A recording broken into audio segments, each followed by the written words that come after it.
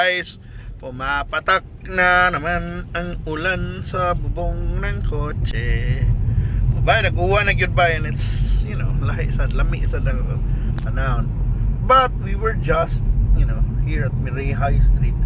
Kay nag-launch na ang Jayco on Omoda na showroom. Kana, ba? Makita niyo ba? Kita ba?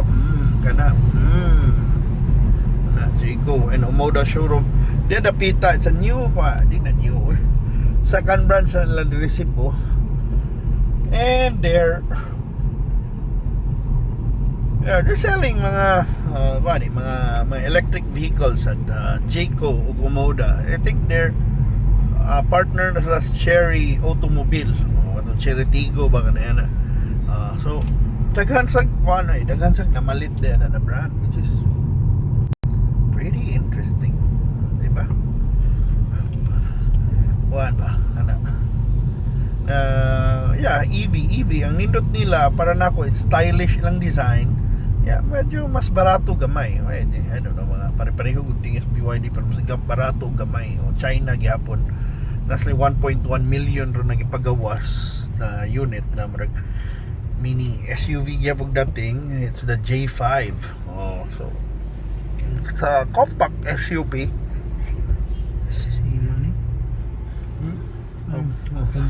pero mas taas ang dakuan ni kuan mayo kuan 1.1 million hybrid na siya, so which is kuan siya na siya gasolina, nasa siya kuryente, diba? So lingaw sad. It's something that we should, if you're considering to look for car karon, pilis mga options kanindot nila para nako stylish kayo. Kaya yung design na siya katong J8 nila, murag sapatos na nagsiga, pero kuan ba, very stylish. And then nindot sa interior, kuan kayo, premium interior tong katong I think J8, which is either J6 ba to? J6 kuan siya. Ito marag sports utility vehicle yun na marag, I think pang not really tang but sila yun, I guess, pero 1.8M siya. Diba? Laban ra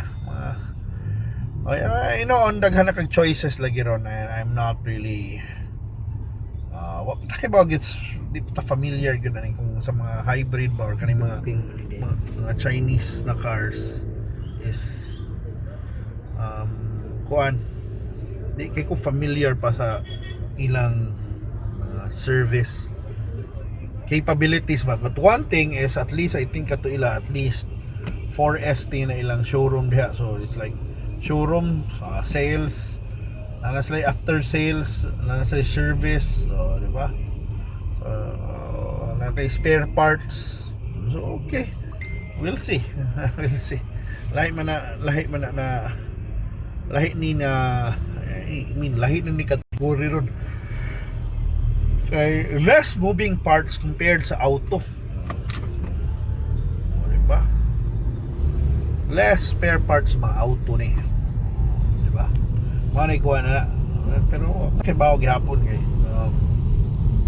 unsay kuan ba, how efficient, effective, or ano ilang mga service. Kay example, mga unit na mga electric cars karon daghan man kay electric cars yan na may ubada na disgrasya na mailisan ba na nila, ay nagubwa ang bumper, mailisan ba na dayon, di ba? I don't know, kuan pa na, di pa ko kakuan na wag ko personal experience ana. But I think so far naman mga katong mga ang own og electric vehicles, mura bag ganado ra sa sila mga unit, ganahan ra sila ba, mura bag nalipay ra na iba na they don't only own one, but they probably own 2 or 3 electric or hybrids in the family. So mato, even during that launch I saw a lot of mga professionals, rich people, from engineers to doctors, business owners na namalit, di ba? So dili ko kakuan kayo na I think marabag there are believers na sila sa electric vehicle movement. And ako sad kuan mo ko in a way ang mga believers sa sakay-sakay mi ko perme ning Linmar yung EV. Di ba? So somehow we are users also. Ano pa gini sounds? Good more. Na ba? So we'll see. We'll see what happens. Di ba? Itong drive ko tonight is, on our way home na, mani traffic. It's a Thursday night traffic. And ayun. Tomorrow is a holiday, May 1.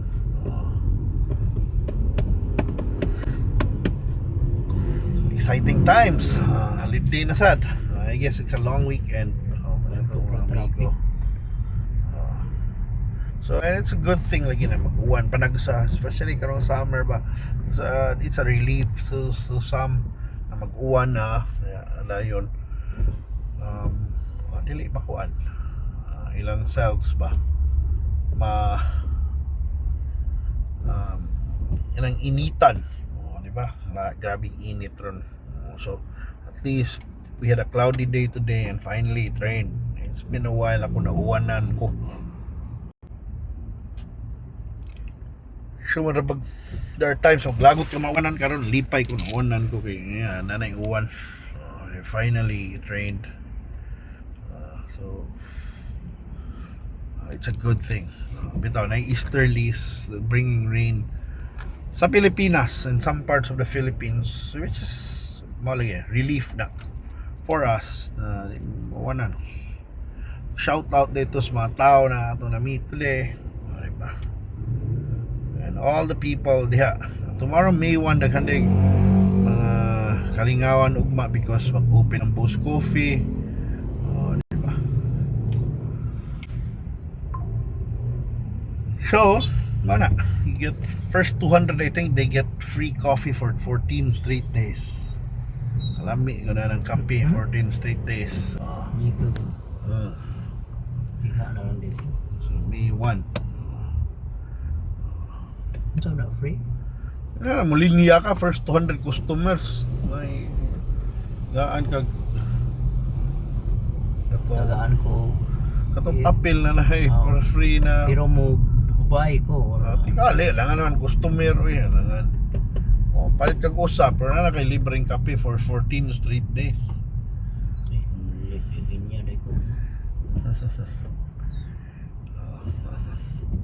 Okay ba usad kung man ayo og mabuhat to. Ang alam ko. Tanggas first 200.